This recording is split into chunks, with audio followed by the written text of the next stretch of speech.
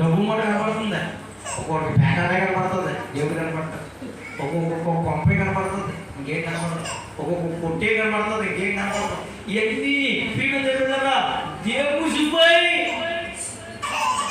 దేవుసిపోయి ఆత్మీయ నేత్రాలు మూసిపోయి మా సుదీప్ గారి కోపం వచ్చి ఉంటుంది. నేను ఒకసారి తీర్థానికి వెళ్తాను, వాళ్ళు అమ్ముతాను పాస్టర్ గారు నేను వాళ్ళ అమ్మకి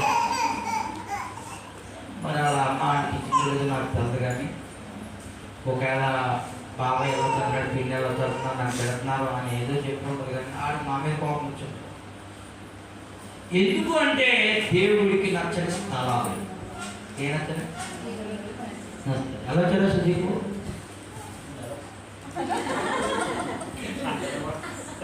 హెల్త్ ఎవరు కోపం అవుతుంది. సరే మన జీవితాలు ఆశీర్వాదకరంగా ఉండాలంటే, 5 ఏళ్ళు రోడ్లోకి వెళ్ళాలంటే, మనం సంతోషంగా ఉండాలంటే ఇప్పుడు శాపాలను ఏం తీసుకోకూడదు, దేవుడికి కోపం వస్తుంది. దేవుడికి నచ్చుతుంది. దేవుడికి కోపం వచ్చే పని చేసి దేవుడికి నచ్చిన స్థలాలకు మనం వెళ్ళడానికి ఏ మాత్రం వీలు లేదు. దేవుడికి మేము ఒకరు పాస్టర్ గారే పోతున్నాడు బహుమానం కోసం. ఎవరు పాస్టర్ గారు పోతే బాబు అన్నయ్య వెళ్ళమంటాం ఎంత చెప్పినా వాళ్ళని చెప్పించడానికి ఏం చేశాడు తెలుసా? 7 బలిపీఠాలు కట్టించాడు, 14 బళ్ళు 3 చోట్ల కట్టించాడు. అలాగా ఇక్కడ దేవుడి సెకండ్ దేవుడు దిగించేస్తాను అనుకుంటున్నాయి. ఇక్కడ బాలేదు ఇప్పుడు సాటం కట్టంటే అమ్మలు అక్కడ 7 బలిపీఠాలు కట్టించి 14 బళ్ళు అర్పించి అక్కడ కూడా అక్కడ గట్టి దీవుల్లో వచ్చేస్తున్నాయి. అవి ఇక్కడ కాదు ఇంకో దిక్కు పంపించండి అక్కడ దేవుడికి శాపాలు ఎలా చేస్తున్నాడైనా ఆశీర్వాదం ఎలా కాదు. కానీ ఒక బోధ చేసింది. ఏంటి ఆ బోధ అంటే, అయ్యా ఏ నువ్వు శపిందా ఉన్నా శపించబడతావు. ఏ ప్రజలు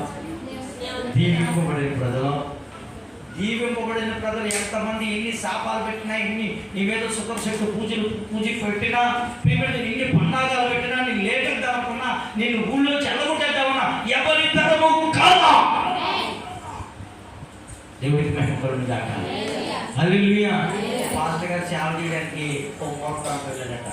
పోనీ ఆయన అలాగనే లేకపోతే ఆయన పంపిస్తే అమ్మ ఇంక ఈ ఊళ్ళో సేవ ఉండదని అంత చేస్తారు. ఆ చెప్పులు పోతున్నాయంట, జుట్టు పోతుందంట, ఆ సత్తగా పడతలేదట, ఇదే ఒడ్డు ఉపయోగపడుతున్నాడట. రోజు ఏమవుతుంది ఆడే వేరే పెద్ద బాధ్యత దగ్గరికి 2 ద్వాపలు తీసుకొచ్చి శక్తులు తీసుకొచ్చి ప్రయాణం చేద్దామంటే ఇవి చాలా స్పీడ్గా లేటాడు. ఎక్కడికే ఆ పాపం పాస్టర్ గారు ఎంత స్పీడ్గా ఎంత స్పీడ్గా వచ్చాయట. ఏమొచ్చారు మళ్ళీ పంపుతారట. ఈ చుట్టూ మమ్మల్ని పంపించే వాళ్ళు ఇల్లు పట్టుకు పీకెళ్తామని. ఎందుకంటే ఆ ఇంటి చుట్టూ అగ్ని ఉంది. ఎలా పోతున్నావు? నువ్వు ప్రార్థన అగ్ని ఉంటే, రోజుకి వాక్యం అనే అగ్ని ఉంటే, ఆ రింపోలా జంపోలా లేకపోతే ఆ 8:30 సీరియల్ చూసి 9 గంటలకు ఏమవుతున్నావు? ఏ పేరంటే తిరుగుతి అనుకుంటాను. ఈ బుద్ధి ఆధ్యాత్మిక దగ్గర ఈ విశ్వాసం అనుకుంటున్నాను నేను. ప్రతిసారి 8:30 వస్తుందండి గొప్ప సీరియల్, మంచి సీరియల్ అన్నీ. టైం అంతా ఇప్పుడు 8:30కే ఆ సీరియల్ తీసుకుని ప్రార్థనలో కూర్చోంటున్నాం. దేవుడికి మహిమకరంగా చేతులు తుడిసారి దగ్గర వస్తారు. కొన్ని లాంగ్ అనిపించింది కదా, కొన్ని క్షమించే పాపాలు ఉంటాయి, కొన్ని క్షమించుకోవడం పాపాలు కూడా. దేవుడు 2 క్షమించలేడు. ఒకటి శిక్ష తప్పకుండా, ఒకటి విగ్రహారాధన, 2 వ్యభిచారం. ఈ 2 నిజంగా చంటవే పరిస్థితి వస్తుంది ఎంత అనటానికి. కానీ 2 విషయాల్లో మన మనసును కాల్చుకోవాలి. దేవుడు మనం కాపాడాలంటే తప్పకుండా మనం ఏం చేయాలి? ప్రార్థన చేయాలి. చేతిలో చూసాక ప్రార్థన చేస్తే మన మనుషులు దేవుడు కాస్తాడు. యేసేపు మగుడు కదా అని ఆ టెంప్టేషన్ పరిస్థితి వస్తే నిజంగా నేను ఇందాకే చెప్పాను, మనం ఈ రోజు యాక్షన్ ఆ రోజు తీసుకోవాలి. ఏం చేస్తుంది తెలుసా? దాన్ని కాపాడుతుంది. కొన్ని నష్టాలను కారణం ఏంటో తెలుసా? కొన్ని శాపాల కారణం, కొన్ని ఇబ్బందుల కారణం ఏంటో తెలుసా? ఈ శాపమే ఏలుబడి చేస్తుంది. దీన్ని పూర్తిగా మనం విడిచిపెట్టాలి అని దేవుడు చెప్తున్నాడు. చేతుల దృష్టి దేవుడు వస్తున్నాడు. చెప్పలు కూడా సాధ్యం ఉన్నట్టు భర్త చనిపోయింది ఒక ఆవిడికి. పిల్లలు పెంచుకోవడానికి ఆమె వ్యభిచారం అనే పాపంలో కనిపిస్తున్న పడగొట్టి వ్యభిచారం అనే పాపంలో పెట్టారు. పాపం చదివించుకుంటున్న పిల్లలు కానీ వాక్యం ఒక రోజు మనశ్శాంతి లేదు, నెమ్మది లేదు. ఒకరోజు వాక్యం వింటూ ఉంది. వాక్యం వింటూ ఉంటే నీ పిల్లల మీదకి ఆ శాపం వేయబడి చేస్తుంది, అది ఆశీర్వాదకరంగా ఉన్నదని దైవజనుడు చెప్తే వెంటనే దైవజనుడు కళాలనుకుంటుంది. దైవజనుడితో వ్యక్తిగతంగా మాట్లాడింది. తన పరిస్థితి అంతా దైవజనుడు చెప్పుకుంది. అప్పుడు ప్రేమ చెప్పిన దైవజనుడు ఒక మాట అన్నాడు. ఏమన్నాడంటే, మాది శాపాన్ని తెచ్చి పెడుతుంది, నీ పిల్లల కోసం చేస్తాను, తప్పు కాదు. అయితే ఒక పని చేస్తానమ్మా, ఆ పని తెచ్చిపెట్టు, నీకు ఏదైనా పని అప్పుడు ఇస్తాను. నాకు విశ్వాసం ఉన్నారు కదా, అందరూ ఉద్యోగం చేసుకునేవాళ్ళు కదా, ఆ ఇంట్లో పాస్పోర్ట్ చేసుకుంటే నీ పిల్లలను చదివించుకొచ్చాము అని దైవజనుడు చెప్పాడు. దైవజనుడు చెప్తే అలాగే గారు అలాగే చేస్తానండి. ఒక 5 ఇంట్లో పాస్పోర్ట్ని చేస్తూ ఉంటే వాళ్ళు నెలకు ఎంత డబ్బులు ఇస్తూ ఉంటే ఆ డబ్బులు 15,000 సమకూర్చుకొని ప్రీమియం పిల్లరా 5 ఇళ్ళలో కూడేసిన ఇస్తూ ఉంటే ప్రీమియం పిల్లరా ఆ డబ్బులు సమకూర్చుకుని వాళ్ళ ఇంటికాడ పెట్టేసి తిని పిల్లలకు తెస్తూ పిల్లలను చదివించింది. వాళ్ళు ఏమయ్యాడు తెలుసా? ఇంజనీర్ అయ్యాడు, కలెక్టర్ అయ్యాడు. ఒకప్పుడు లేకపోతే ఏమైనా తెలుసా? శాపం అనుభవించను ప్రీమియం పిల్లరా ఆ పిల్లలు దీవెనకరంగా మారిపోయారు. దేవుడు ఆశీర్వాదం ఆ బిడ్డలకు రావడానికి కారణం ఆ శాపం. ఆవిడ అలాగే పెంచవచ్చు, కానీ ఆ పిల్లలు ఏమైపోయింది చెప్పండి? భ్రష్టులు అయిపోయాను ఆ శాపం వల్ల. దేవుడు ఇప్పుడు ఏం చెప్తున్నాడంటే, ఈ పిలాము అయ్యా బాలకరాజు నువ్వు వాళ్ళని ఏం చేయలేవయ్యా, ఓ పని చెప్తాను. ఆ దేవుడికి ఆ ప్రవర్తన ఎలా రావాలి? పాపం వచ్చేలా చేయి. ఏం చేస్తావు? నీ దగ్గర మీ దేశంలో ఉన్నారు కదా, ఫ్రెండ్షిప్ పెట్టు, లవ్ పెట్టు, వాళ్ళు ఎక్కడ బిల్లు, నీ ఫంక్షన్లు బిల్లు, నువ్వు విగ్రహాలు పండుగలు బిల్లు, ఆ పెట్టింది తినేటట్టుగా చెయ్యి.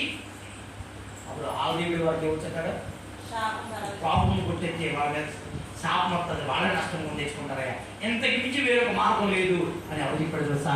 ఓ పాస్టర్ గారు చెప్పాడు. దేనికోసం?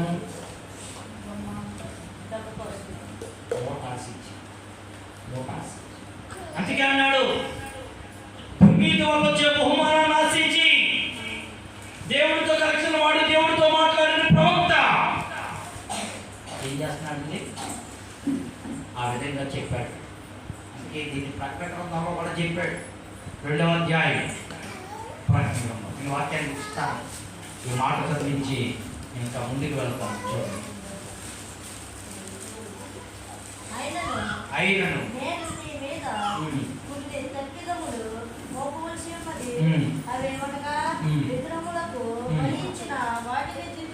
ఇతరములకు ఫలించిన వాటిని తినినట్లును చారత్వము చెగినట్లు ఇశ్రాయేలుకు ఉరి ఒక్కమని బాలాకులకు బిలాము నెలకొన్న బాధల నుండి బాధలు చేయవారు నీలో ఉన్నారు.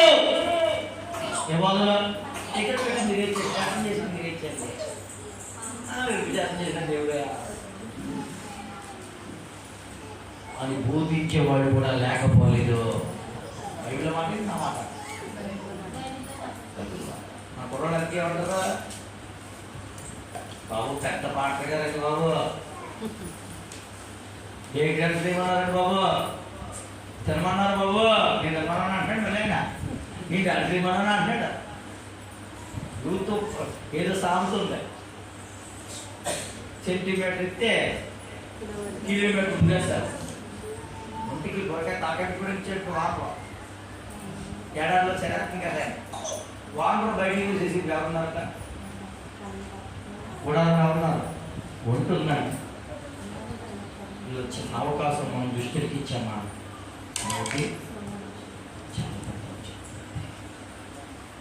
అయితే ప్రియమైన బిడ్డలారా, ఆ కుమారుడు ఏం చేశాడు అంటే, ఆ ప్రియమైన బిడ్డలారా వాళ్ళు ఏం చేశారంటే చూడండి, ఏమన్నాడు?